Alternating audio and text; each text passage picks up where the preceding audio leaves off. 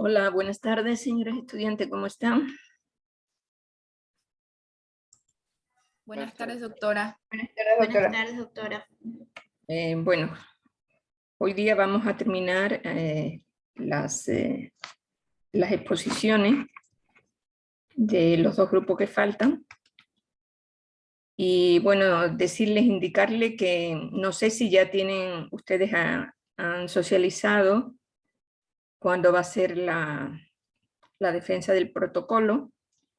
Bueno, como quedamos, yo esta tarde mismo ya les voy a subir esas dos tareas, el protocolo como tal, que es el informe que ustedes tienen que presentar, que les voy a dar hasta el día 25 para que lo suban. Y la defensa del protocolo, que quedamos que se iba a hacer en 2 días, pero no sé si ya han tenido ocasión de reunirse y de determinar cuáles serían los días más propicios. No sé si está por ahí Marcos. Marcos, para que me comente. No, doctora, aún no se ha discutido ese tema. Bueno, pues eso se tendría que discutir porque, como ustedes saben, pues la fecha de examen es la próxima semana. Entonces tendríamos que planificar ya cuándo sería esa situación. Quedaría, pues, bueno, todavía quedan 2 grupos para hacer la revisión del marco teórico, ya el resto está. Y ya lo que se podría hacer y los grupos que tengan ya listo, podríamos hacer lo que tiene que ver con la revisión del protocolo. Ustedes ya tienen el esquema, o sea, saben ustedes que el capítulo 3 es metodología, que lo más complicado era operacionalización de variable, que ya lo hicimos, y el capítulo 4, bueno, es muy sencillito porque ahí es los recursos, que son ustedes y en este caso yo, como docente de la materia, y después está el cronograma, que es el cronograma tiene que ser desde que ustedes empiezan a concebir la elección del tema hasta que lo defienden a final del semestre. O sea, no es esta primera parte nada más, sino es todo el cronograma hasta la defensa del informe final. Entonces eso lo tienen que poner en un diagrama de Gantt, tal como está el ejemplo en el formato que yo les mandé, y básicamente eso. Bueno, presupuesto es ficticio, bueno, es una cosa simbólica, porque prácticamente ustedes lo que tienen que hacer ahí de presupuesto, lo que van a gastar es hojas, si van a hacer una encuesta presencial, hojas y movilización. Entonces esos serían los rubros que ustedes tienen que poner, más o menos calculen, es una cosa sencilla. Costo unitario, costo total y el costo total de las dos cosas. No me pongan otros presupuestos porque realmente pues no hay otros gastos extra para hacer la investigación. Entonces eso es lo que tendrían que hacer y ya presentar definitivamente que tendría que ser en esta semana, porque en la semana de clase yo no voy a hacer ninguna tutoría. Perdón, en la semana de exámenes yo no hago ninguna tutoría. Entonces, en esta semana yo sí me comprometo con ustedes a revisar ya el protocolo final y prácticamente pues para que ustedes no tengan ningún problema al rato ya de yo someterlo a mi rúbrica y ponerle la nota. No se olviden ustedes que el informe vale 3 puntos, ese informe del protocolo, ¿no? Y la defensa vale 1,5 puntos, es individual. Ok, no sé si hay alguna pregunta, alguna duda. Me gustaría que hasta el miércoles ustedes ya sepan exactamente qué días son los que van a defender para ya tener el cronograma listo hasta el miércoles. Pero ya saben ustedes que a partir de mañana, si ustedes quieren que yo les siga revisando, siga haciendo tutoría, con todo gusto yo los haría hasta el viernes. Hasta el viernes yo podría hacer tutoría. Bueno, y obviamente el miércoles nos dedicamos todo el miércoles en las 2 horas de clase a hacer tutoría a sí mismo.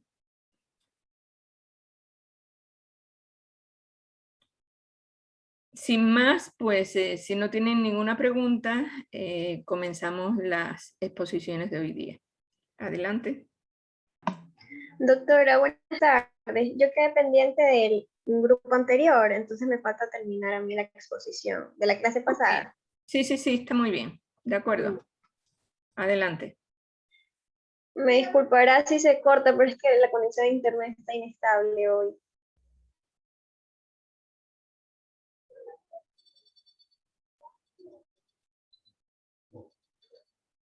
Bueno, para terminar la exposición vamos a hablar sobre el diferencial semántico. Este diferencial semántico fue planteado por Osgood, Susie y Tannenbaum en el año de 1957, con la finalidad de explorar las dimensiones del significado. Este consiste en una serie de adjetivos extremos que califican al objeto de actitud ante los cuales se solicita la reacción del participante. Es decir, este debe calificar al objeto de actitud a partir de un conjunto de adjetivos bipolares. Entre cada par de estos adjetivos se van a presentar varias opciones y la persona seleccionada va a ser aquella que en mayor medida va a reflejar su actitud. Debe observarse que estos adjetivos son extremos y que entre ellos hay 7 opciones puestas. Cada participante va a calificar al candidato A en términos de esta escala de adjetivos bipolares. Siguiente diapositiva. Los autores fundadores nos indican que si el respondiente, o sea, la persona que responde, considera que el objeto de actitud se relaciona muy estrechamente con uno u otro extremo de la escala, la respuesta se va a marcar así como el primer ejemplo que podemos ver en la diapositiva. O tanto en el extremo justo o la X en el extremo injusto. Si el participante considera que el objeto de actitud se va a relacionar estrechamente con uno u otro extremo de la escala, la respuesta se va a marcar así, como lo podemos ver en el segundo ejemplo, pero esto dependiendo del extremo en cuestión. Sea positivo. Si el sujeto considera que el objeto de actitud se relaciona medianamente con alguno de los extremos, la respuesta se va a marcar así como lo vemos en el ejemplo, pero esto también va a depender del extremo en cuestión. Y si el respondiente considera que el objeto de actitud va a ocupar una posición neutral en la escala, es decir, ni justo ni justo, en este caso la respuesta se va a marcar así como lo vemos en la imagen, o sea, en medio. Es decir, en el ejemplo, cuanto más justo se considera el candidato A, más se va a acercar al extremo justo, y así de viceversa. Cuanto más injusto lo considero, más me acerco al extremo opuesto. Siguiente diapositiva. Al hablar sobre la codificación de escalas, tenemos que los puntos o las categorías de la escala se pueden codificar de diversos modos. Como lo podemos ver ahí en la figura, vamos a tener adjetivos favorables, por ejemplo, puede ser fuerte, bonito, etc. Y en el otro extremo vamos a tener los adjetivos, pero desfavorables. Por ejemplo, si es fuerte, en el extremo de adjetivos favorables, en el otro va a ser débil, y así sucesivamente. Y va a estar numerado con el 0 y 3 positivos y 3 negativos. Ya. En el caso de que los respondientes tengan una menor capacidad de discriminación, estos se pueden reducir en las categorías a 5 opciones, ya no serían 3 como las anteriores. Por ejemplo, podemos ver entre el sabroso y lo desábrido, vamos a tener 5, nada más. O también se pueden reducir a 3 las opciones, lo cual esto ya va a ser muy poco común. También pueden apegarse calificativos a los puntos o a las categorías de la escala, como podemos ver en la imagen, en tanto activo como pasivo, 5 o de 0 a 2 o de 0 a menos 2. Codificar de 1 a 7 o de menos 3 a 3 no va a tener mucha importancia, siempre y cuando se esté consciente del marco de interpretación. Por ejemplo, si una persona va a calificar al objeto de actitud como candidato A en la escala justo e injusto, marcando la categoría más cercana al extremo injusto, la puntuación sería de 1 o de menos 3. Ya. Entre las maneras que tenemos de aplicar el diferencial semántico, esta puede ser autoadministrada. Se le va a proporcionar la escala al participante y este marca la categoría que describirá mejor la reacción o lo cual él considera conveniente. O también se puede hacer mediante entrevista, que es donde el entrevistador va a marcar la categoría que corresponde a la respuesta del participante. En esta segunda situación es muy conveniente mostrar una tarjeta al respondiente. Esta tiene que incluir los adjetivos bipolares y sus posibles categorías. Las respuestas se van a calificar de acuerdo con la codificación. Siguiente diapositiva. Entre los pasos para integrar la versión final, esta se deben de llevar los siguientes pasos. Como primer paso, se va a generar una lista de adjetivos bipolares exhaustiva y va a ser aplicable al objeto de actitud a medir. De ser posible, va a resultar conveniente que se seleccionen adjetivos utilizados en investigaciones similares a la que nosotros estamos haciendo. Como segundo paso, se debe construir una versión preliminar de la escala y se administra a un grupo de participantes a manera de prueba de piloto. Como tercer paso, se correlacionan las respuestas de los sujetos para cada par de adjetivos o ítems y así se correlaciona un ítem con todos los demás. Como cuarto paso, se calcula la confiabilidad y la validez de la escala total, es decir, todos los pares de adjetivos. Como quinto paso, se seleccionan los ítems que van a presentar correlaciones significativas con los demás reactivos y también que discriminen entre casos. Normalmente, si hay confiabilidad y validez, estas correlaciones van a ser muy significativas. Y como último paso, se va a desarrollar la versión final de la escala. Siguiente diapositiva. Bueno, también tenemos el escalograma de Goodman. Este escalograma es otra técnica para medir las actitudes y al igual que la escala de Likert, que la explicó mi compañero en la clase pasada, se fundamenta en afirmaciones o juicios respecto del concepto o de un objeto de actitud, ante los cuales los participantes deben externar su opinión seleccionando uno de los puntos o una de las categorías de la escala respectiva. Una vez más, a cada categoría se le va a otorgar un valor numérico.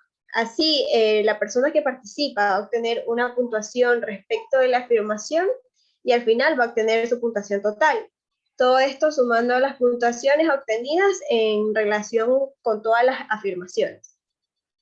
La diferencia de este escalograma con el método de Likert es que las frases van a tener diferentes intensidades.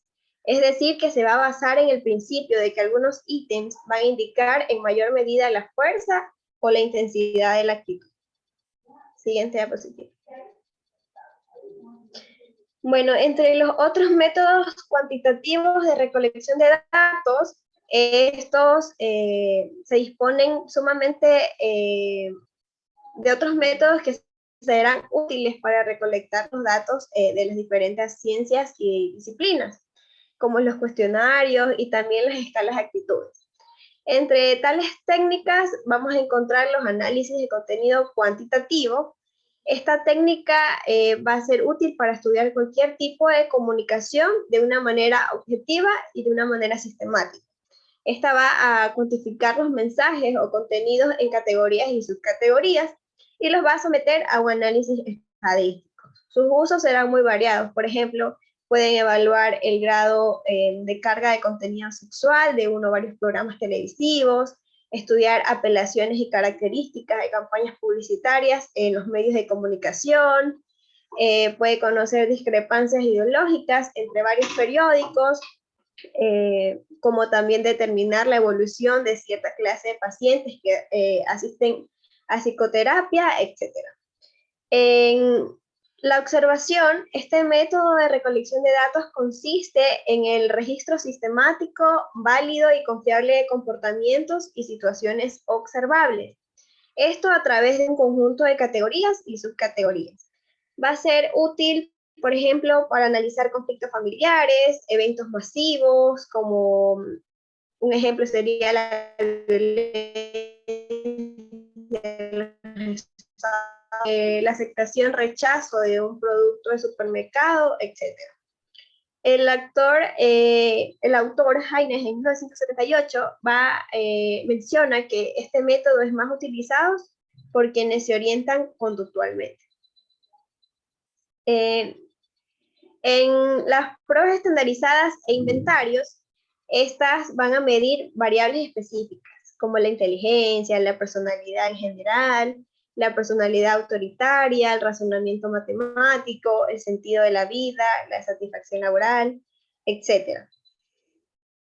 En los datos secundarios que van a ser recolectados por otros investigadores, este va a implicar la revisión de documentos, registros públicos y archivos físicos o electrónicos. Por ejemplo, si tuviéramos una hipótesis de que la violencia manifiesta en la Ciudad de México un mayor acto violento que en la ciudad de Caracas. Bueno, entonces aquí se tendría que acudir a las alcaldías de estas ciudades para solicitar datos relacionados con la violencia, como números de asaltos, como violaciones, los robos que se han presentado, etc. Y también se debería obtener información de los archivos de los hospitales y de las diferentes procuradurías o cuerpos policiales. En los instrumentos mecánicos o electrónicos,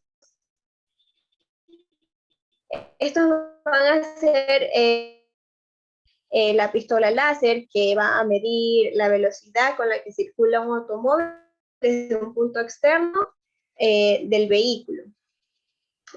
También los instrumentos que captan la actividad cerebral, el escáner o la medición electrónica de distancias. En los instrumentos y procedimientos específicos propios de cada disciplina, en todas las áreas de estudio se han generado valiosos métodos para recolectar datos sobre variables específicas. Por ejemplo, en la comunicación organizacional se van a utilizar formatos para evaluar el uso que hacen los ejecutivos de los medios de comunicación interna, así como herramientas para conocer estos procesos de comunicación dentro de la empresa. Ya, eso es todo por mi parte. Muchas gracias. De acuerdo, muchas gracias.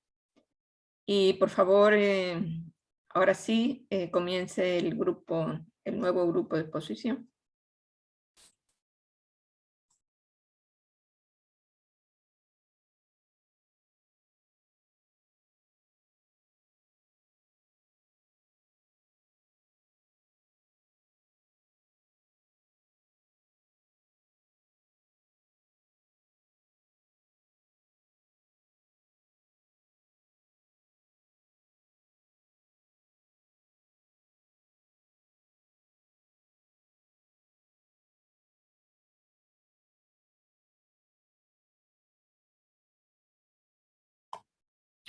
Bueno, buenas tardes, doctora, buenas tardes, compañeros. Nosotros somos el grupo número 7. Nuestro tema es lo que es la selección de muestra. El grupo va a estar conformado por Cindy Paola, William Merchán, Vicente Azúa, Santiago Peñarrieta, Talía Morán y Richard Barrezueta. Empezando con la exposición, vamos a ver lo que es el tema de muestra, lo que es la selección de la unidad de análisis. La unidad de análisis no es más que hacernos una pregunta de qué o quiénes son las personas que vamos a tomar en cuenta para realizar el proceso de la investigación. Esta selección va a depender del planteamiento de la investigación y de los alcances del estudio que necesitemos alcanzar. Debemos de tener en cuenta el diseño de la investigación para poder realizar una buena selección de esta unidad de análisis. Y debe de haber una coherencia entre los objetivos de la investigación y la unidad de análisis de esta misma investigación.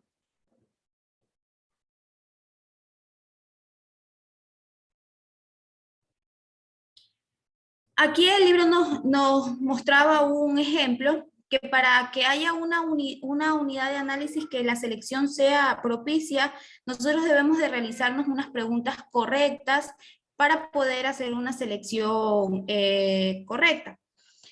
Por ejemplo, teníamos el ejemplo de que en en la que era la pregunta, discriminan a las mujeres en los anuncios de la televisión. Esa era una pregunta que se planteaba en esta investigación. Entonces, cuando una unidad de análisis correcta era de que teníamos que entrevistar tanto a hombres como mujeres para poder llegar a un solo resultado. Si hacíamos una unidad de análisis errónea, pues escogíamos solamente a mujeres, pero nos alejábamos de la realidad porque excluíamos a los hombres, que eran quienes también nos podían aportar para que tener unos buenos resultados. Luego que tenemos seleccionado una buena unidad de análisis, bueno, y así teníamos algunas preguntas donde podíamos tomar como ejemplo cuál era la unidad de análisis errónea y cuál era, en este caso, la correcta. Luego que teníamos una unidad de análisis, vamos a seleccionar la muestra y luego vamos a delimitar lo que es la población. En estudios cuantitativos, seleccionábamos primero la muestra y luego lo que seleccionábamos la unidad de análisis.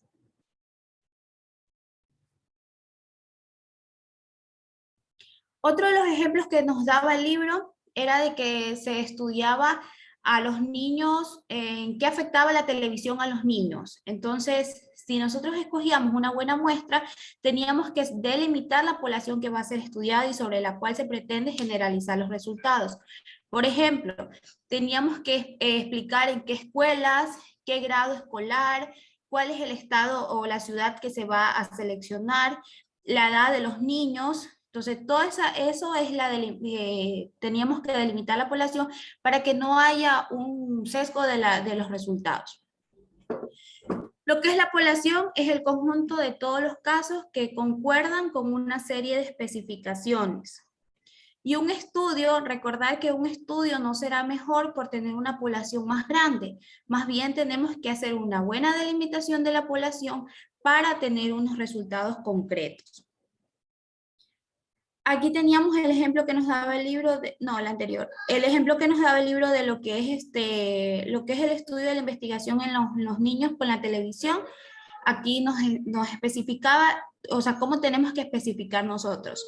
Todos los niños del área metropolitana de la Ciudad de México que cursen cuarto, quinto y sexto grado de primaria en escuelas privadas y públicas del turno matutino. Especificábamos la edad, en este caso de los niños, ya que como íbamos a hacer unas entrevistas, necesitamos que ellos puedan leer, que puedan escribir para que ellos sean los mismos que nos respondan, ¿no? En este caso que eran niños. Los errores comunes que se cometen para delimitar una población es que desestimar o no elegir a casos que deberían ser parte de la muestra. El segundo es incluimos a casos que no tienen que formar parte de la población. Y por último, seleccionar casos que son verdaderamente inelegibles.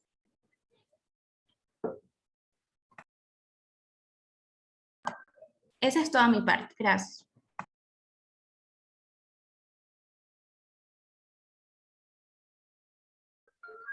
Buenas tardes, compañeros. Bueno, les voy a hablar sobre cómo se hace la selección de la muestra o cómo seleccionar la muestra. Pues bueno, comenzando con qué es la muestra, pues este es un conjunto que está conformado por la población y una parte, o sea, es una parte de la población la cual se selecciona con el objeto de obtener información y esta muestra debe ser representativa también. Y todas las muestras bajo enfoque cuantitativo deben de ser representativas. Siguiente diapositiva. Ahora tenemos varios tipos de muestras. Hay las muestras probabilísticas, que estos son todos los elementos de la población tienen la misma posibilidad de ser escogidos. Y se obtiene definiendo las características de la población y el tamaño de la muestra. Y por medio de la selección aleatoria o mecánica de las unidades que van a ser puestas en análisis. Ahora, la muestra no probabilística, en esta la elección de los elementos no depende de la probabilidad. En esta de aquí depende de las causas relacionadas con las características de la investigación o de quién se hace la muestra. Y bueno, el procedimiento en este de aquí no es mecánico y ni con base en fórmulas de probabilidad, sino que depende más bien del proceso que toma de la toma de decisiones de un investigador o de un grupo de investigadores o a otros ciertos tipos de investigación. Pues bueno, elegir entre una muestra probabilística y una muestra no probabilística, esto va a depender de los objetivos del estudio, del esquema de la investigación y de la contribución que se piensa hacer en la investigación que se va a realizar. Siguiente. Bueno, ya viendo unos ejemplos, por decir en el caso de la no probabilística, un ejemplo que está en el libro es que en un primer ejemplo tenemos una investigación sobre emigrantes extranjeros en México. El objetivo de la investigación era documentar sus experiencias de viajes, de vida y del trabajo, y diversas razones que ya sean económicas, políticas, o diversas razones que puedan darse. Hubieran llegado en este caso a la Ciudad de México entre el año 1900 y 1960. En esta las personas que se seleccionaron por medio de conocidos o de asilos o de la referencia por intermedio de alguien, de esta manera se entrevistó a 40 inmigrantes con entrevistas semiestructuradas que permitieron prácticamente hablar libremente sobre las experiencias que tuvieron estos inmigrantes. Entonces, en este caso, es adecuada una muestra no probabilística, pues porque se trata de un estudio que es con un diseño de investigación exploratorio y un enfoque fundamental que es cualitativo. Es decir, que no es concluyente, sino que el objetivo es documentar ciertas experiencias que tuvieron, en este caso, los inmigrantes.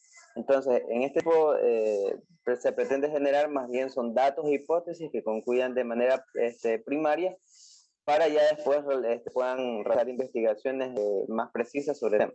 Siguiente. Bueno, en el caso de la muestra probabilística, también un ejemplo que está en el libro habla de que, como segundo caso, mencionaremos una investigación en un país, en este caso digamos Nicaragua, para saber cuántos niños han sido vacunados y cuántos no. Y las variables asociadas van a ser el nivel socioeconómico, el lugar donde viven, la educación que tienen. Bueno, con esta conducta y sus motivaciones, entonces en esta se haría una muestra probabilística nacional digamos, por decir, 1.600 infantes.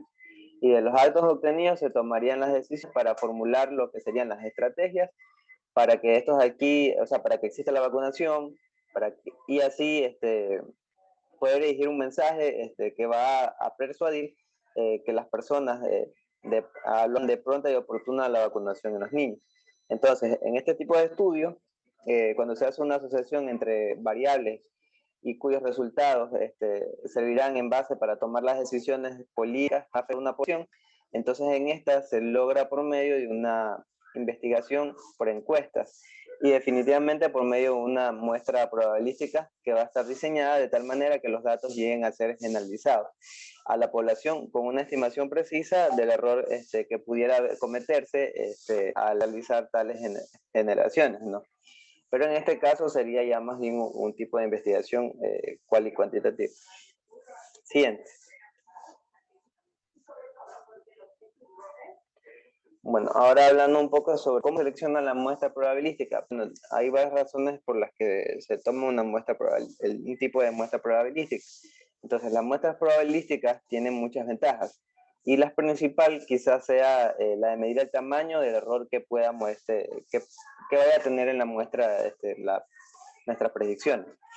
Ya, también se dice que incluso que el principal objetivo del diseño de una muestra probabilística es reducir el mínimo error, al que se llama error estándar. Y también que las muestras probabilísticas son esenciales en el diseño de investigación transaccionales, tanto los descriptivos como correlacionales, que serían las causales. En este caso podrían ser las encuestas de opinión, por ejemplo, donde se va a pretender hacer una estimación de las variables de la población. Ya, también tenemos que estas variables se miden y se analizan con pruebas estadísticas en una muestra, donde se presume que esta es la probabilística, o sea que esta es probabilística y que todos los elementos de la población tienen una misma probabilidad de ser elegidos. También que las unidades y los elementos muestrales tendrán valores y estos aquí van a ser muy parecidos a los de la población. De manera que las mediciones y los subconjuntos no darán un estimado preciso de lo que es el conjunto mayor en sí. Y bueno, la precisión de dichos estimados pues va a depender también del error del muestreo, que es posible también calcularlo. La siguiente. Ahora nos tocaría hablar sobre un poco cómo hacer una muestra probabilística, si son necesarios procedimientos. Pues bueno, hay dos formas. Uno que sería calcular el tamaño de la muestra que sea representativo de la población. Otro sería seleccionar los elementos muestrales, o sea, los casos, de manera que al inicio todos tengan la misma posibilidad de ser elegidos. Ahora, para el primero, se recomienda utilizar el programa que puede ser el STAFF. Y también se puede calcular el tamaño de la muestra mediante procedimientos usando ya fórmulas clásicas que se han desarrollado y son utilizadas comúnmente. Pero este de aquí es más tardado y el resultado es muy similar a lo que va a arrojar el TAM. Entonces, para el segundo elemento muestrales, en este se requiere un marco de selección adecuada y un procedimiento de aleatoriedad en lo que es ya la selección. Pero y aquí sigue mi siguiente compañero que va a llamar las muestras.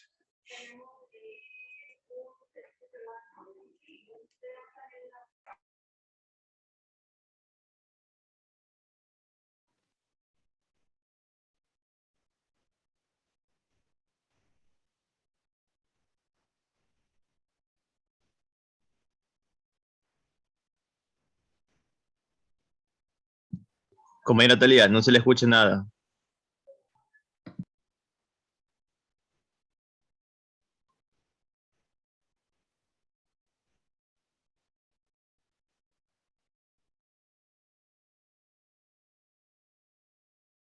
Está apagado su micrófono.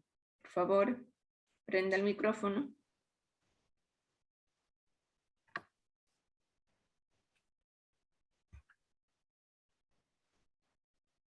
Adelante.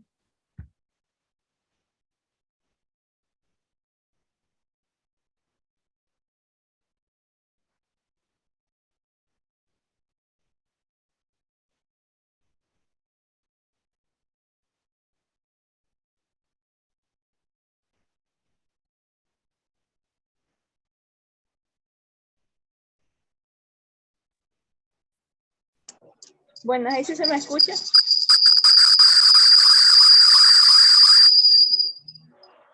¿Ahí sí se escucha, disculpa? Sí se escucha, pero como con un eco.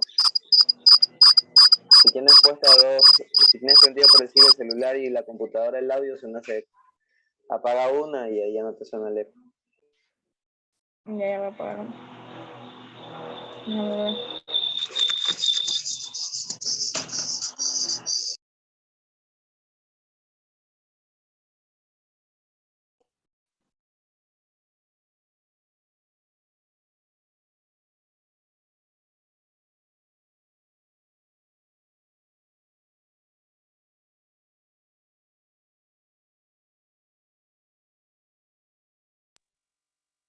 Ahí sí, ¿verdad? ¿Ahí sí se escucha? Sí, adelante. Ya, buenas tardes, compañeros. No prendo la cámara por situaciones de internet, disculpen, de verdad. Disculpen. Bueno, mi tema en sí es sobre el muestreo probabilístico por racimos. En algunos casos en el que el investigador se ve limitado por recursos financieros, por tiempo o por distancia geográfica, o por una combinación de estos o otros obstáculos que puede presentar el investigador, se recurre a lo que es un muestreo por racimos o clúster. Este tipo de muestreo se reducen costos, tiempo y energía. Y al considerar que muchas veces las unidades de análisis que se encuentran encapsuladas o encerradas en determinados lugares físicos o geográficos a los que se denominan, estos se denominan racimos. Por ejemplo, tenemos la imagen que está ahí, podemos visualizar que dice una parte unidad de análisis y la otra posibles racimos. Tenemos, por ejemplo, adolescentes, preparatoria, obreros, industria o fábricas, amas de casa, mercados, supermercados, centros comerciales, y niños, colegios. más o menos se puede visualizar el recurso que nosotros queremos investigar.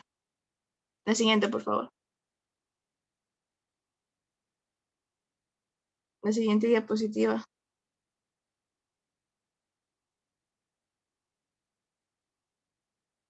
En lo que es la parte de muestrar por racimos, tenemos dos partes, que es para más diferenciar entre una unidad de análisis y una unidad muestral. La unidad de análisis, por lo general, se indica quiénes van a ser medidos o la participación o casos, o quienes a última instancia vamos a implicar el instrumento de medición. En cambio, lo que es la unidad muestral, que es es este tipo de muestra que se refiere al racimo por medio del cual se logra el acceso a la unidad de análisis. El muestreo por racimo supone una selección en 2 o más etapas, todas con procedimiento probabilístico. Una cosa que hay que acotar es que el muestreo por racimo supone a una selección en 2 o más etapas, y todas con lo que ya había dicho anteriormente, tener mucho en cuenta lo que son los procedimientos. La siguiente, por favor. ¿Cómo se lleva a cabo el procedimiento de selección de muestras? Cuando iniciamos nuestra exposición sobre la muestra probabilística, señalamos que los tipos de muestra dependen de 2 cosas, de lo que es el tamaño de la muestra y el procedimiento de la selección.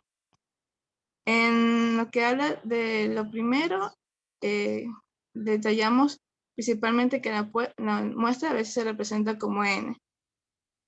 Y las unidades de análisis o elementos muestrales se eligen siempre aleatoriamente para asegurar que cada elemento tenga la misma probabilidad de ser elegido. La siguiente, por favor. En este caso, tenemos la tómbola. Es muy simple, pero muy rápido. Esta consiste en enumerar todos los elementos muestrales de la población del 1 al número n, que es enumerando. Y después se hacen como fichas o papeles, una por cada elemento, y se resuelven en una caja y se van sacando de n, van sacando poco a poco al número de fichas. Ya. Y lo que pasa ahí es que según el tamaño de la muestra, los números elegidos al azar conformarán lo que es la muestra. La siguiente, por favor. Ahí vemos como un ejemplo. Sí. En este diapositiva podemos encontrar que los números randos o los números aleatorios que anteriormente les había dicho, en lo que es la muestra, se pueden hacer un procedimiento que se puede hacer cálculos con diferentes fórmulas o utilizando programas. Uno de los programas que podemos utilizar es el STEP. Es una excelente alternativa para generar números aleatorios que se encuentran cuando estamos haciendo la investigación. Contiene un subprograma para ello y evita el uso de las tablas de números así como aleatorios. Y es hasta la forma que más se da para desarrollar este tipo de investigación. La siguiente, por favor. Ahí podemos también ver las imágenes de cómo se puede trabajar en lo que es el programa STAP. La siguiente, por favor. Tenemos lo que es la selección sistemática de elementos muestrales. Bueno, este es un procedimiento de selección, es muy útil y lo que implica dentro de una población a elegir. Podemos hacer como anteriormente vimos, que n, un número de n de elementos a partir de un intervalo de k. Este último es un intervalo que se va a determinar por el tamaño de la población y el tamaño de la muestra. De manera que tenemos que k es el número de números y el número de elementos, en donde k es un intervalo de selección sistemática, n es la población y n es la muestra. De la siguiente, por favor. Un ejemplo. Aquí es como un ejemplo que está plasmado en la parte del libro, pero aquí podemos decir, como estaba anteriormente, que n era la población y n la muestra. Aquí se encuentra la fórmula. Aquí se habla más de así como anteriormente había dicho, que son fórmulas que se pueden utilizar en este tipo de procedimiento. Y eso es todo, gracias.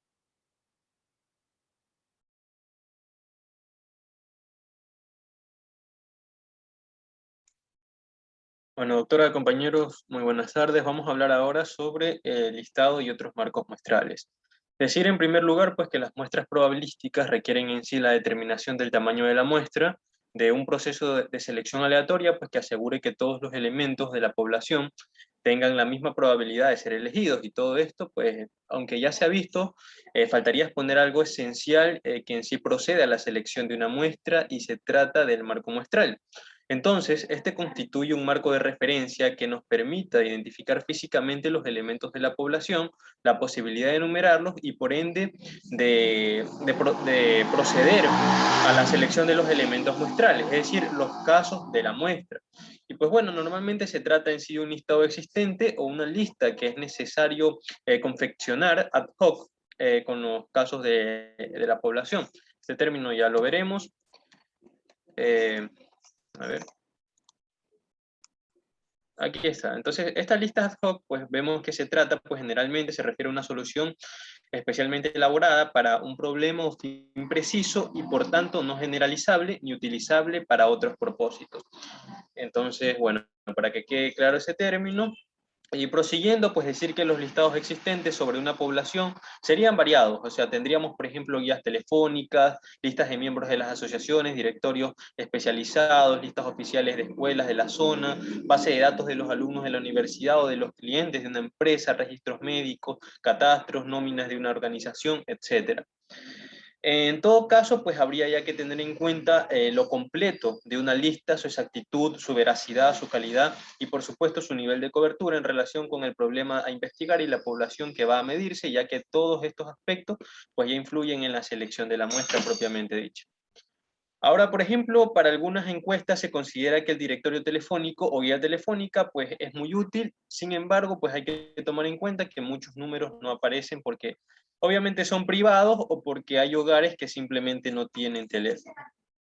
Entonces, bueno, aquí tenemos estas imágenes que nos representan en sí que, o sea, habrían listas que proporcionan ya una gran ayuda al investigador. Por ejemplo, tenemos las bases de datos, ¿verdad? Locales especializadas en las empresas como Industrias en México, bases de datos internacionales de naturaleza empresarial como Compass, directorios por las calles o los programas computacionales en sí que tienen a nivel regional o mundial. En sí tales directorios, guías de medios de comunicación que en sí enlistan casas productoras, estaciones de radio, televisión, periódicos, revistas, etc. Entonces, este tipo de marcos de referencia, constituidos en sí por profesionales, resulta conveniente para el investigador, pues representan en sí una recopilación, en sí, evidentemente de personas, empresas, industrias, etc.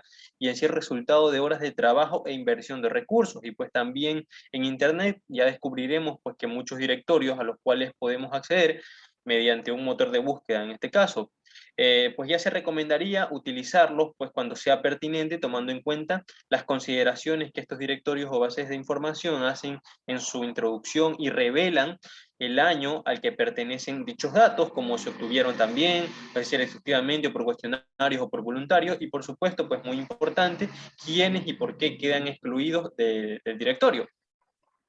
Asimismo, pues con frecuencia es necesario construir en sí listas ad hoc de las que antes hablábamos, a partir de las cuales se elegirían los elementos que constituirían pues las unidades de análisis en una determinada investigación. Asimismo, pues podemos poner un ejemplo en la investigación planteada, pues que la televisión y el niño, por ejemplo, que se establecería una muestra probabilística estratificada por racimos, donde en una primera etapa se seleccionarían escuelas para en última instancia pues llegar a los niños, ¿verdad? Y pues en este caso pues el efecto se podría obtener una base de datos de las escuelas primarias de la Ciudad de México en la Secretaría de Educación Pública, y pues cada escuela ya tendría un código identificable por medio del cual se eliminarían las escuelas para niños atípicos. Y pues ya este listado pues contiene evidentemente información sobre cada escuela, su ubicación y su régimen de propiedad, es decir, si es pública o privada. Entonces tenemos aquí un Un ejemplo, ¿no? Con ayuda de otro estudio, aquí nos citan qué catálogo en diferentes estratos socioeconómicos a las colonias de Ciudad de México, con base en el ingreso de promedio de la zona, se elaboraron 8 listas, es decir, este ejemplo de las escuelas que les hablaba. Entonces, ¿cómo se lo clasificó? En escuelas públicas clase A, escuelas privadas clase A, escuelas públicas clase B, escuelas privadas clase B, y así. Toda esta lista que pueden leer, ¿verdad? Y pues bueno, en sí cada lista ya representaría un estrato de la población y de cada una de ellas pues ya se seleccionaría una muestra de escuela A, B, C o D que representen niveles socioeconómicos y después de cada escuela ya se elegirían los niños para conformar la muestra final. Bueno, aquí podemos decir pues que no siempre existen listas que permitan identificar a nuestra población. Entonces ya sería necesario recurrir a otros marcos de referencia que contengan descripciones del material, las organizaciones o los casos que serán seleccionados como unidades de análisis. Entonces, aquí pues tenemos algunos ejemplos, ¿verdad? De marcos de referencia, como son los archivos, como son los mapas, y de hecho archivos electrónicos de periódicos en la web. En sí de cada uno, bueno, ya se darán ejemplos, especialmente de archivos y mapas. Por un lado tenemos los archivos. Aquí, pues, un gerente, por ejemplo, de reclutamiento y selección de una empresa, digamos, que quiere precisar si algunos datos que se dan en una solicitud de trabajo están correlacionados con el ausentismo del empleado. Es decir, si a partir de datos como edad, género, estado civil, nivel educativo y duración en otro trabajo, es factible predecir la conducta del ausentismo. Esto, para establecer correlaciones, se considerará como población a todas las personas contratadas durante 10 años y se relacionarán sus datos en la solicitud de empleo con los registros de faltas. Como en sí no hay una lista elaborada de estos individuos, el investigador evidentemente decide acudir a los archivos de las solicitudes de empleo y tales archivos ya constituyen su marco muestral a partir del cual o sea, sí estaría bien, ¿no? Se relacionarían sus datos, evidentemente, de la solicitud de empleo o sea, relacionándolos con las faltas en sí. Y bueno, en sí, tales archivos ya constituyen este marco del que hablaba, y de este marco, a la vez se obtendría la muestra, ¿ya? Entonces, calcular el tamaño de la población ya obtiene el tamaño de la muestra, y ya se selecciona sistemáticamente cada elemento y cada solicitud que sería analizada. Y pues, bueno, aquí el problema que surgiría es que en sí el archivo hay solicitudes en sí de gente que no fue contratada y por ende no debe ya considerarse en el estudio. Y bueno, ¿qué hacer en estos casos? Bueno, es decir, cuando no todos los elementos del marco de referencia o de una lista aparecen, por ejemplo, nombres en el directorio que no corresponden a una persona física, pues ya en este caso los especialistas en muestreo no aconsejan el reemplazo en sí con el siguiente elemento, sino simplemente no tomar en cuenta ese elemento, es decir, hacer como si no existiera y continuar con el intervalo de selección sistémica. Y bueno, ¿qué tenemos respecto a los mapas? En sí aquí los mapas son muy útiles pues como marco de referencia en muestras de racimos. Por ejemplo, un investigador que quiera saber qué motiva a los compradores de las tiendas de autoservicio a partir de una lista de tiendas de cada cadena competidora o en sí marca sobre un mapa de la ciudad, en sí todas las tiendas de autoservicio las cuales constituyen una población de racimo, pues en cada tienda seleccionada se entrevistaría un número ya de clientes y el mapa en sí permite ver a dicha población, es decir, a estas tiendas de autoservicio y su situación geográfica, de manera que en sí elige zonas donde coexistan diferentes tiendas competidoras, esto para asegurarse de que el consumidor de zona tenga todas las posibles alternativas. Y bueno, en sí en la actualidad pues habría mapas de todo tipo, es decir, mercadólogos, socioculturales, étnicos, marítimos, entre otros, y en sí el global o sistema de posicionamiento global ya puede ser ya muy útil para cualquier clase de muestreo. Y por último, bueno, aquí está, por último tenemos el tamaño óptimo de una muestra. Decir aquí que, o sea, como bien se mencionó, las muestras probabilísticas ya requieren dos procedimientos básicos. La primera es la determinación del tamaño de la muestra, y la segunda, la selección aleatoria de los elementos muestrales. Entonces aquí hay que precisar adecuadamente el tamaño de la muestra, es que puede tornarse complejo y esto ya depende del problema de investigación como tal y la población a estudiar, y para el alumno y el lector en general será ya muy útil comparar qué tamaño de muestra han empleado otros investigadores a la luz de la revisión de la literatura. Y bueno, aquí tenemos un ejemplo donde las muestras nacionales, es decir, o sea, las que representan a la población de un país, por lo común son de más de 1000 sujetos. Entonces, la muestra de estudio, tenemos aquí el ejemplo, cómo somos los mexicanos, consta de 1737 sujetos repartidos de la siguiente manera. ¿Cómo se repartieron esta población, que bien digo, que son más de 1000? En casos de ya muestreos nacionales, se hizo en frontera norte, se hizo en centro, es decir, sin la capital nacional o distrito federal, se hizo en sureste, distrito federal, cada uno se tomó su respectiva cifra y al final pues ya quedó con el total correspondiente. Y bueno, esto sería mi parte y aquí continúa mi compañero. Siguiente diapositiva, por favor. Bien, continuamos con lo que va a ser el tamaño de la muestra. Depende también del número de subgrupos que nos interesan en una población. Así, por ejemplo, podemos subdividirlas en hombres y mujeres de 4 grupos de edad.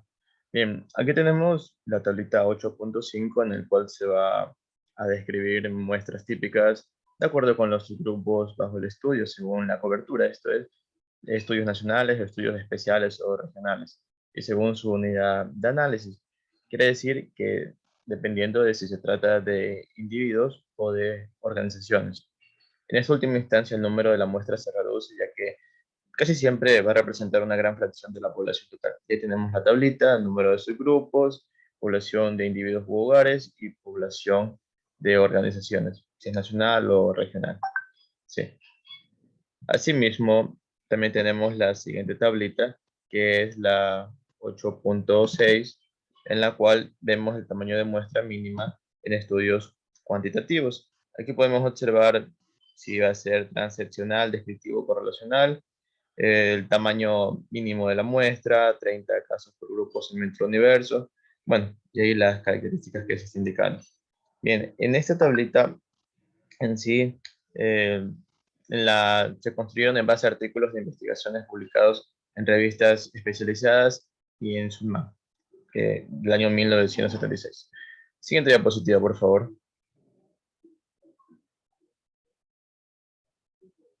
Bien, ¿cómo y cuáles son las muestras no probabilísticas? Aquí tenemos las 4 características más principales, que suponen un procedimiento de selección que va a ser informal. Se van a utilizar tanto en investigaciones cuantitativas como cualitativas, y al no ser probabilístico no es posible calcular con precisión el error estándar. Esto quiere decir que no podemos calcular con qué nivel de confianza hacemos una estimación. Ya. Y bueno, la parte que nos tocó es que no se va a profundizar tanto porque más se va a describir en el capítulo 13, que es muestreo cualitativo. Asimismo, estas muestras no probabilísticas van a tener ventajas desde el punto de vista o el enfoque cuantitativo y el cualitativo. Siguiente diapositiva, por favor. Aquí tenemos las ventajas. La única ventaja de una muestra no probabilística desde el punto de vista o desde la visión cuantitativa va a ser la utilidad para nosotros poder determinar qué tipo el diseño de estudio que requiere. No tanto va a ser en la representación de elementos de una población, más bien es al cuidado y el control de la elección de los casos con las características específicas previamente nosotros planteadas del planteamiento del problema. Ahora, para el otro tipo de enfoque que va a ser el cualitativo, aquí no nos interesa saber lo que va a ser la posibilidad de la generación de resultados. Este tipo de muestras no probabilísticas, o también tienen otro nombre, que va a ser el nombre de dirigidas, tienen gran valor en base a lo que se va a lograr obtener de los casos que van a ser personas, contextos o situaciones que van a interesar a nosotros como investigadores y que pueden llegar a ofrecer una gran riqueza para la recolección, recopilación y el análisis de los datos posteriormente obtenidos. Siguiente diapositiva, por favor. Aquí vamos a tener lo que se mencionó algo anteriormente, que es el muestreo al azar por mercado telefónico o Random Digit Dialing, que esta es utilizada para seleccionar muestras por medio telefónico, involucra identificar áreas geográficas, porque se va a marcar a esas zonas, y es posible reconocer qué intercambios son usados de forma primaria para teléfonos residenciales y enfocar el muestreo en ese subgrupo.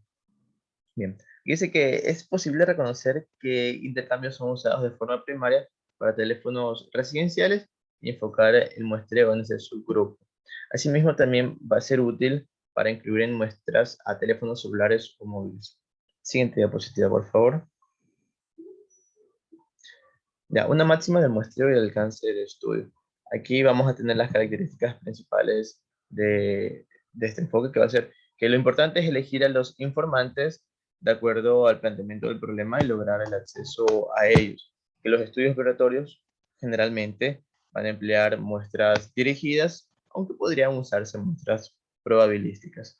Los investigadores experimentales la mayoría de las veces utilizan muestras dirigidas porque es difícil manejar grupos grandes. Los estudios no experimentales, descriptivos o correlacionales causales deben emplear muestras probabilísticas si quieren que sus resultados sean generalizados a una población. Y eso es todo lo que conlleva mi parte. Muchas gracias.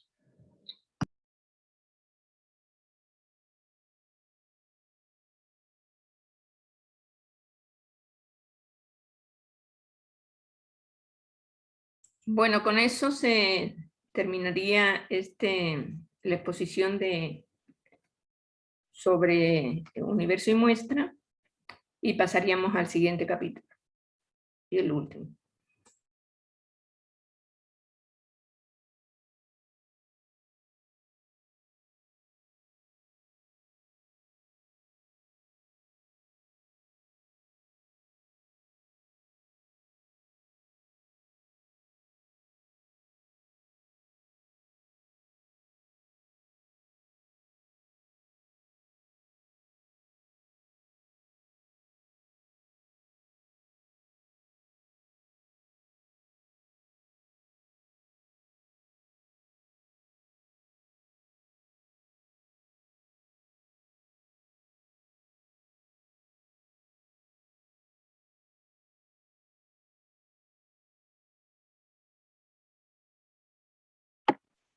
Buenas tardes, doctora y compañeros. Nosotros somos el último grupo, el grupo 8.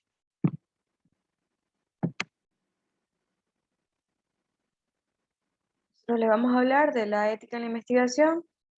Nuestro grupo corresponde a 5 personas. Mi nombre es Caterina Mendoza y estamos conociendo los siguientes.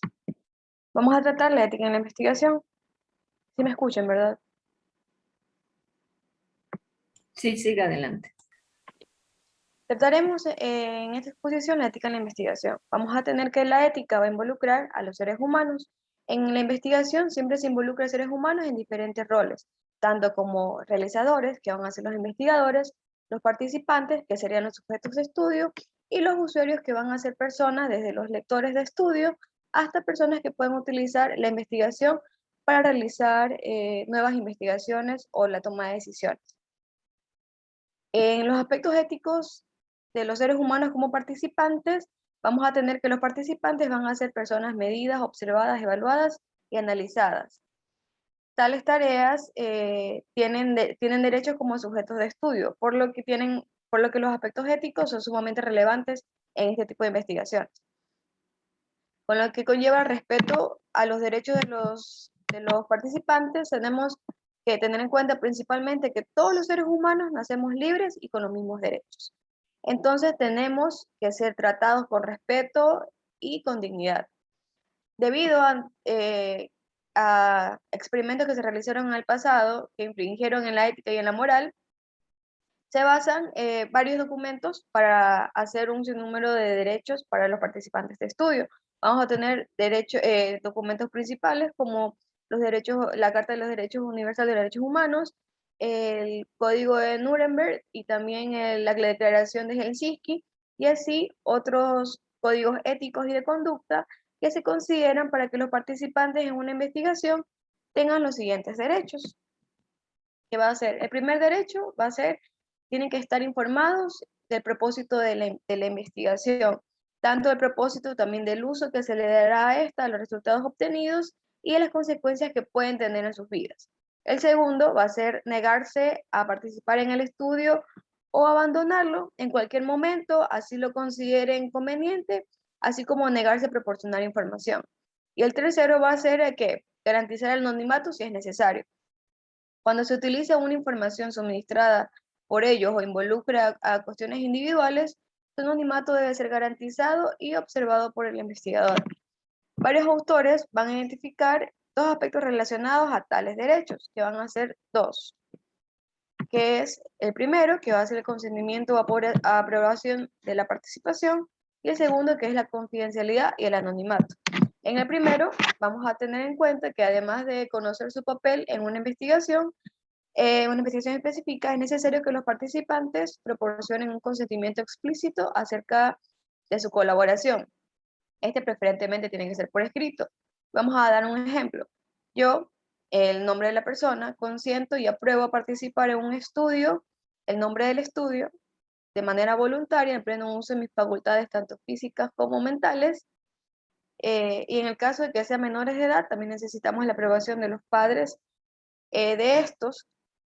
Asimismo, cuando la investigación sea en audio y video, debemos informar y que aprueben la participación en esta.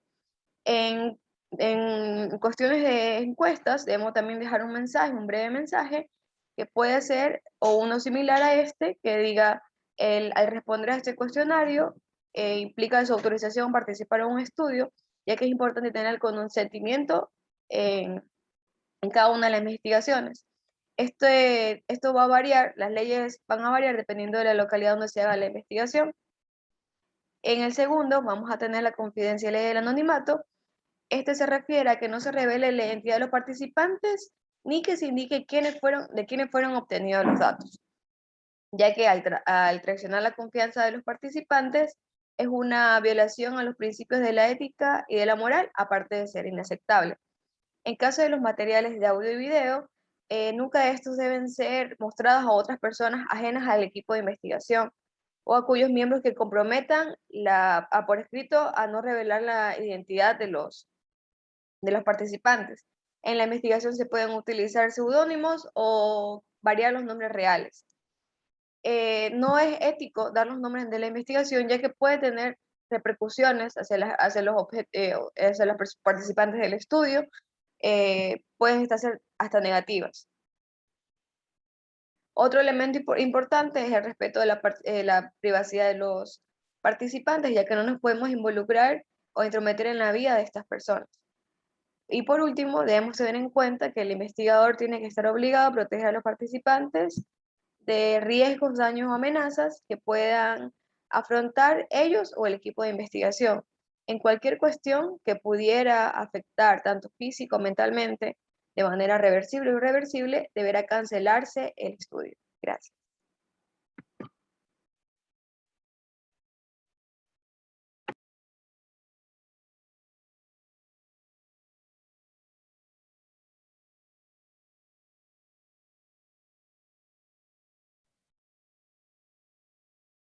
Buenas tardes, doctoras, compañeros.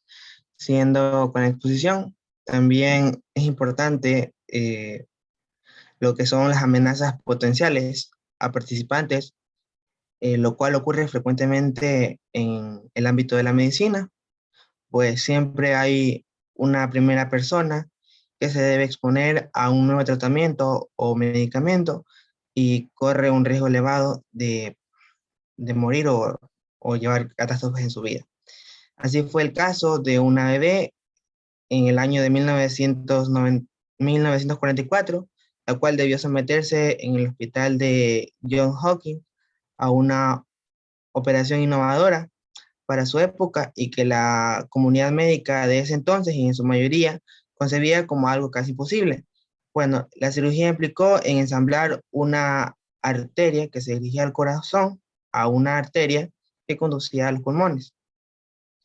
Bueno, esta intervención quirúrgica era parte de una investigación Aquí el dilema para el médico y el cirujano investigador y su asistente fue que para continuar el estudio y salvar muchas más vidas posteriormente, se necesitaba efectuar esta cirugía, que evidentemente colocaba en riesgo la vida de esta pequeña participante.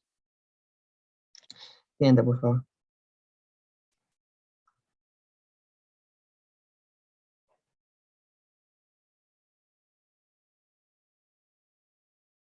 Bueno, en estos casos, ¿qué se debe hacer?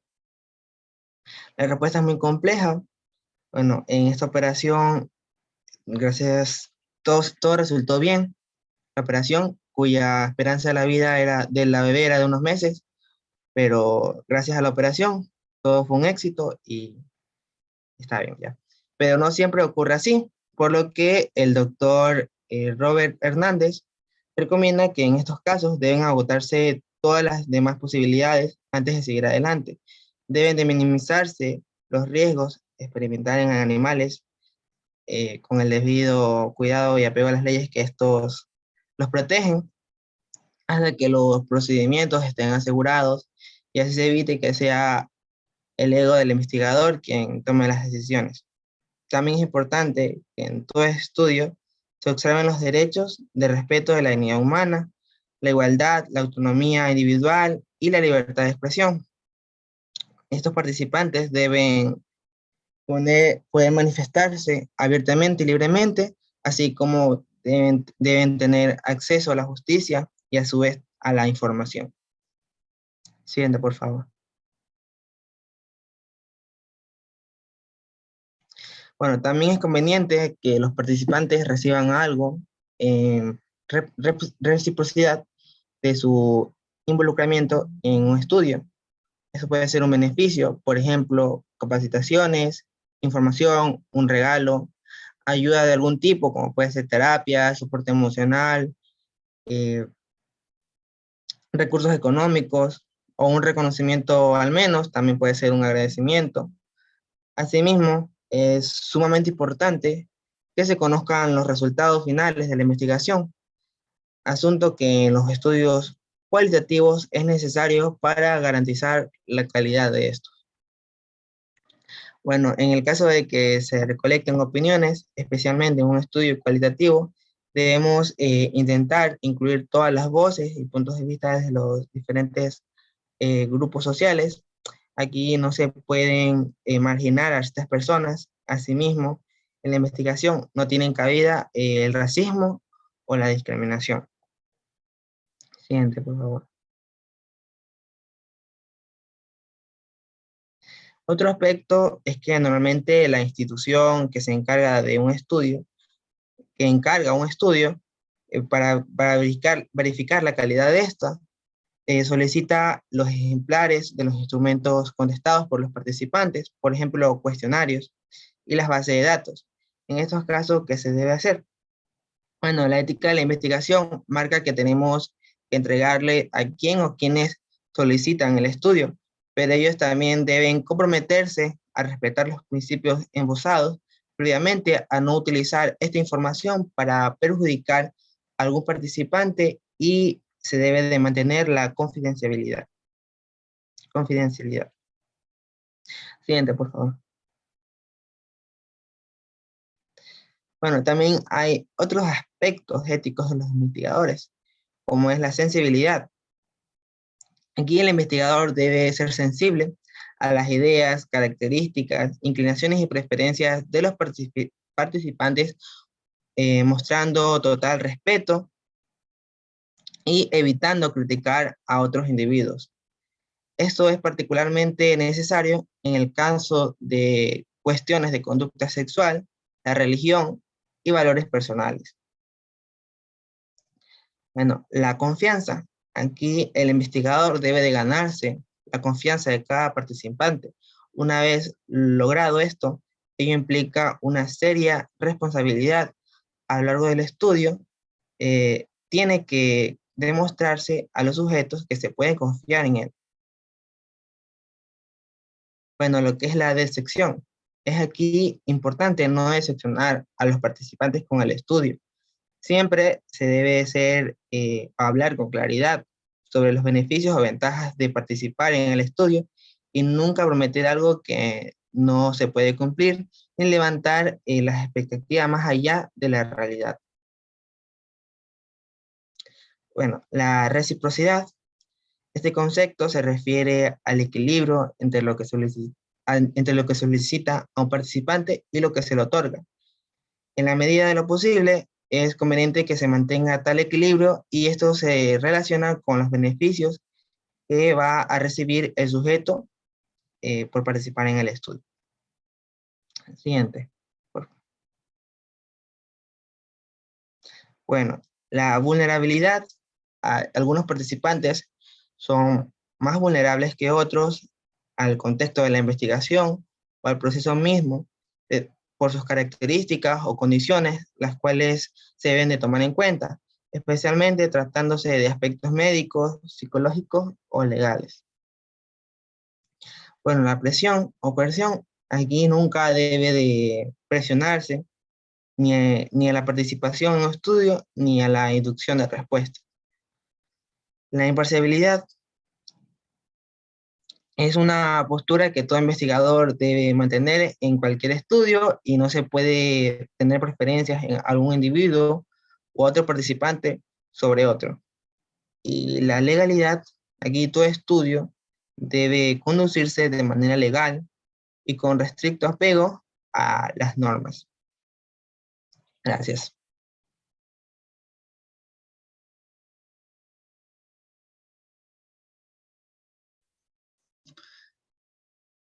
¿Qué tal? Buenas tardes, doctora, compañeros. Voy a hablar sobre los aspectos éticos de los investigadores. Además de considerar y observar los principios éticos con los que serían los participantes, los investigadores también deben estar sujetos a otros criterios, como uno de estos primero es la honestidad o integridad, lo cual va a implicar la adherencia a los datos, los resultados y a los hechos, no manipular lo que es cualquier clase de información, lo que es la veracidad en el reporte de los resultados, describir a detalle el método y los resultados de estos, y asegurar que los colaboradores no incurran en cualquier tipo de falsificación en la recolección, la codificación o el análisis de estos. Asimismo, también va a involucrar citar apropiadamente las referencias bibliográficas y con esto no incurrir en piratería o plagio. Previamente, uno de mis compañeros había comentado que nunca se debe poner en riesgo tanto a los participantes como al equipo de investigación. Respecto a esto, el investigador es responsable de la seguridad de sus colaboradores. Por ejemplo, tiene que vigilar que en ciertos casos que sean necesarios, como por ejemplo en algún experimento que requiera la utilización de sustancias químicas o se utilice en cualquier tipo de material delicado, todos los participantes o todo el grupo que va a estar en la investigación deben utilizar los que son equipos de seguridad requeridos, ¿no? Asimismo, no se debe exponer a alguien a cualquier clase de amenaza o peligro. Por otro lado, un elemento importante es el de evitar un conflicto de intereses. Resulta relevante asegurar que ningún interés puede influir en un estudio, ¿no? Desde que se hace el planteamiento de este hasta los resultados. Incluso diversas revistas científicas solicitan explícitamente una declaración de no conflictos de intereses. Por ejemplo, el autor o autora o los autores deben declarar que no hay conflictos de intereses potenciales con respecto a la autoría o a la publicación del trabajo, ya sea un artículo, un libro, etc. ¿Pero qué se denomina conflicto de interés? Se presenta cuando un investigador o alguien que financia el estudio tiene un interés personal que puede influir negativamente en la búsqueda de la verdad en el proceso de investigación. Bien, bueno, aspectos éticos de los usuarios. También el usuario o consumidor de la investigación debe apegarse a cuestiones éticas. Tiene que utilizar los resultados para el bien común y la justicia, así como tomar decisiones éticas con un alto y genuino sentido de la responsabilidad. Desde luego, no siempre esto ocurre. Hay empresas, agencias e incluso gobiernos que han patrocinado estudios y utilizado estos resultados de las investigaciones para injuriar al prójimo, destruir ciudades y desarrollar medicamentos dañinos, lo cual es una pena. Bueno, respecto al lugar donde se efectúan las investigaciones, el contexto en el cual se conducen las investigaciones debe ser respetado. Primero, obteniendo los debidos permisos para acceder al lugar de parte de personas autorizadas. Segundo, al observar y cumplir con las reglas del sitio y recordar que somos invitados, que en el lugar donde vamos a hacer el estudio somos invitados, por lo cual tenemos que tener la obligación de ser amables, cooperativos, cordiales y respetuosos de las personas, sus creencias y las costumbres de estos. Siguiente, por favor. Bueno, los comités de investigación. Todas las universidades, colegios, asociaciones e instituciones de todo tipo deben integrar comités o figuras que vigilen que se observe cuidadosamente la ética de la investigación. Pero desafortunadamente aquí en la América Latina estamos rezagados en esta materia. Y lo cual es triste, lo mencionaba el libro incluso. Gracias.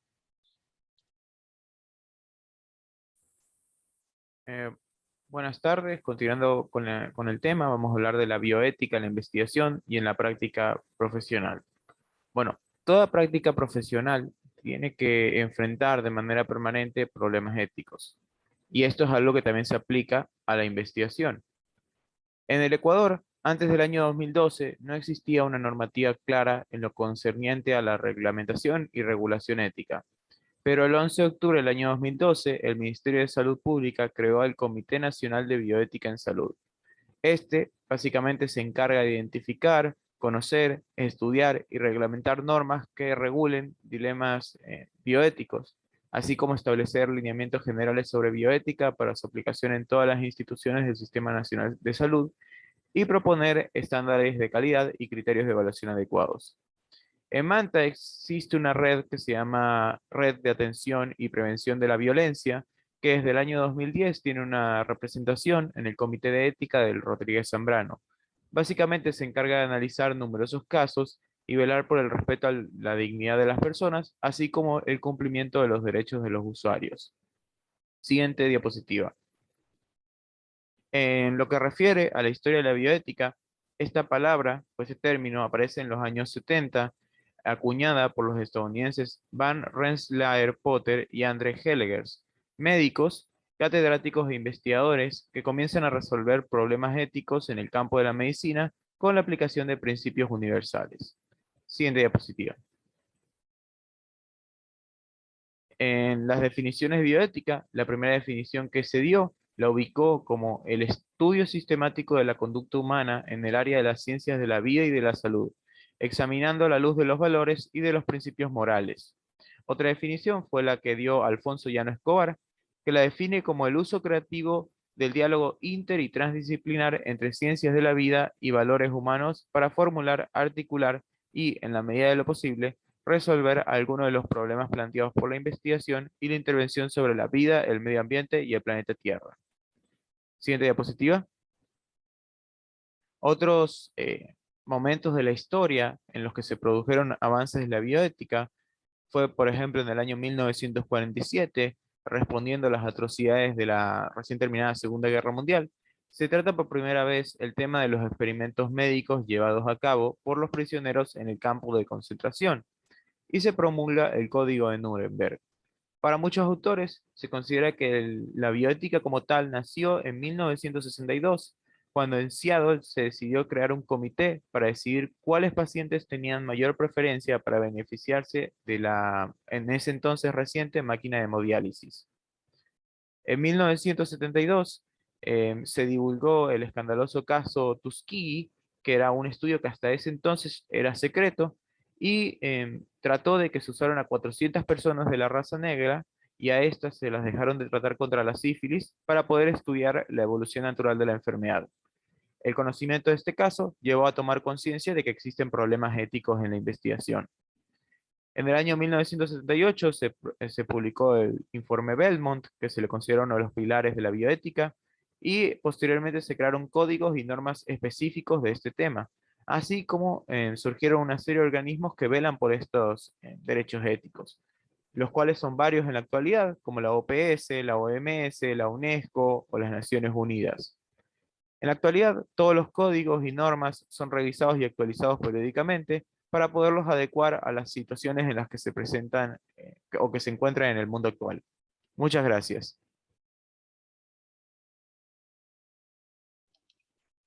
Buenas tardes, doctoras, compañeros.